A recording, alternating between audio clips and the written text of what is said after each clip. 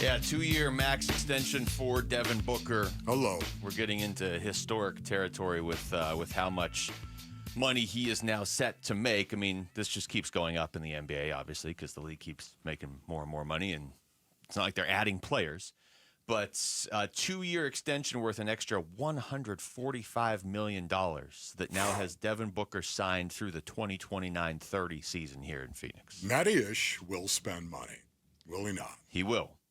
And that is something that we do need to remember in all of this. Well, you know, if they waive and stretch Beal and they've got $19 million in dead money on the books each year, they're not going to be able to build a team. It's not great to have that on the books, obviously. You're paying for a mistake, but you do have an owner who's willing to go into the luxury tax. So you can absorb that more than some teams in this league can. And this is kind of a reminder of that. So what does this say to you, Luke, about how the Suns feel about Devin Booker? I think Ishby has been pretty clear about this too. They understand what he means to this city. And as you're trying to rebuild something that really didn't go well last year, and you're asking fans to buy in for a little bit, and I know I've said this before, but I maintain Suns fans that's a great fan base. I think if you give them a reason to buy into a rebuild, they'll do it. You just can't drag them through a 10-year rebuild like the previous regime did. I think you're smart to make sure. I don't know that they had to do this yesterday. I mean, Devin Booker was signed for a few years already anyway, but I think it's just more symbolic of we are committed to this guy, and he's already shown he's committed here. Yeah, I think stability is what the Phoenix Suns are trying to show right now is stability. Listen, we think this guy is our foundation. Devin Booker is one of the best basketball players in the universe. We know that. You can debate if he's in the top 10. You can debate if he's in the top 20. You can debate that. I've got no problem with that. I really don't care. I love what this says about the Phoenix Suns and how they perceive Devin Booker. This tells me that Book also is ready and willing to make this team his own. And you know what I'm talking about, Luke. Been talking about it for a long time. This is not about trying to develop my leadership skills. That's what I'm going to do. I'm going to try to do this. They've had the conversation, right, Base and Earnings? They've had this is the perfect guy to build our culture around in every way, shape, and form. On the court and off the court, this is the guy. We talk about Devin Booker all the time and how do we really appreciate what a great guy he is to actually head up your basketball team. Yeah. Okay, now the talent, we all understand the talent is out there and you can debate it all you want. But for me, once again, he's one of the best basketball players in the universe. That much we do know. And now all of a sudden you're going to tell me he's going to become the leader you need him to be on the court. He's ready to accept what it is that he needs to become. This is what this says to me.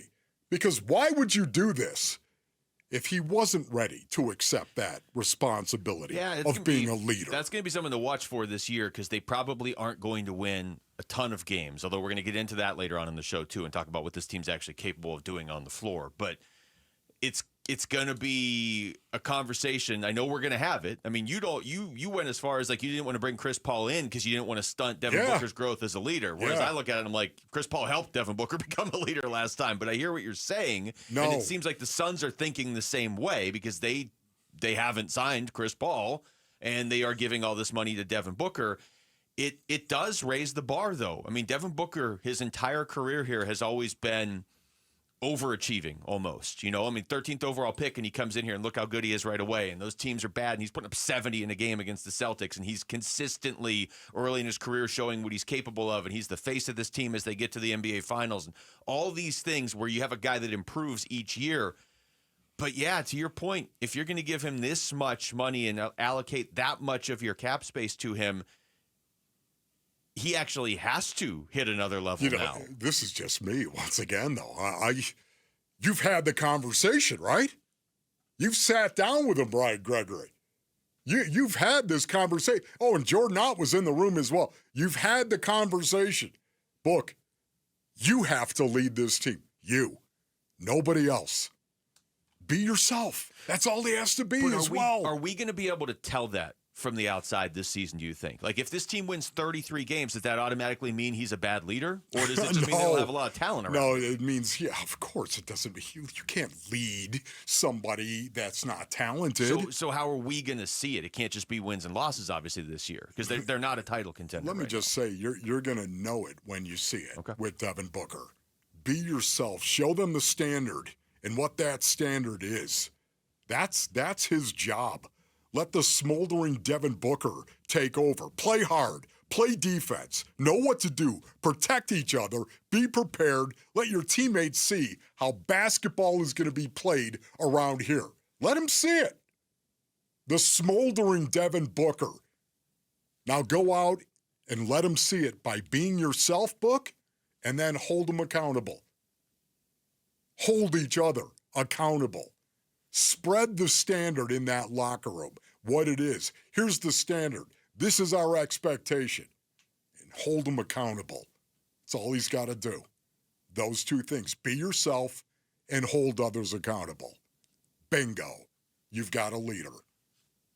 Here's Brian Windhorst, first take today, talking about the extension. The Suns decided to do this deal months ago. When they entered the offseason, they knew they wanted to make sure their franchise player was locked up, especially as they were preparing to trade Kevin Durant. Booker decided he was going to take it at that time, and I know this because he's been involved with the major decision-making in the franchise in the offseason. He was part of the interview process with Jordan Ott, who won a long, multi-candidate search to get that head coaching job. When they traded Kevin Durant, they consulted with Booker before taking the deal that they did with the Rockets. Booker has been in lockstep with the franchise. Now, if you want to say to me, should Devin Booker, in his prime, be locking himself up for the next 5 years with a franchise that is hamstrung by some flawed trades it's made over the last couple of years, particularly Durant and Bradley Beal? That's a different concept. But I would say to you, as I would say to anybody, if somebody offers you $145 million, the answer is probably yes. Yeah, well. Listen, yeah. I honestly believe Devin Booker likes it here. I believe Devin Booker likes the organization. No doubt about that. Likes playing basketball here and has a shred of loyalty to him. I think if you are this is one of those things where just if you're a fan of this particular team, you know what you just said more than somebody nationally. Nationally, and I get it because they're covering 30 teams, they're looking and saying, does this make financial sense? Okay, does he have a team that he can win with in the next 5 years? If you are a Suns fan, whether you live here or you're a Suns fan listening in wherever, Wisconsin, New York, whatever, if you're a Suns fan, you know how much Devin Booker just loves living in the state of Arizona. He's not shy about it. He tells you flat out, and his actions tell you, and he's invested in the community. Yep. But going back to what you were saying, Wolf, and I think that's a great way to say it, be yourself, hold others accountable. Yes. This is now Devin Booker's team more than it's ever been. Really, if you think about it. His early years, you could point and say, yeah, he's by far their best player, but they weren't close those early couple years, right? It was I mean, there was a just perpetual motion machine of, hey, I hope I get a top 3 pick. Now it's like you have an Ishbia owner. You have an owner in Matt Ishbia who wants to win constantly. Ishbia. You know what? It makes sense. You've got yourself an Ishbia. You got an Ish. They have turned this team over entirely to Devin Booker with this contract and with Brian Windhorst saying what he just said of Devin Booker being involved in coaching decisions and trade decisions. This is his team now more than ever. Basinonians, I will also go out on a limb and say this. If you're telling me that Brian Gregory and Matt Ishbia did not have a conversation about Devin Booker being the leader of this team going forward, what are you doing? What are you doing? That's the first question at the press conference. What are you doing? If you did not have a conversation with Devin Booker about him becoming the leader of this team, especially as young as we're getting on this team right now, what are you doing? If you're giving somebody Stupid. $145 million, I have to think that question comes up. Thank you. It's like if you're buying a car and you're handing over thousands of dollars, don't you ask, wait, the engine works, right? Like this car runs, right? I have to think as many billions of dollars as Matt Ishbia has, $145 million is still substantial. If you're giving that to somebody, you're asking some questions. And here's the best thing about this book. You just have to be yourself and hold others to the standard you hold yourself to. That's it. Lead. Thanks for watching Wolf and Luke. Tap to see more and click the button in the middle to subscribe to Arizona Sports.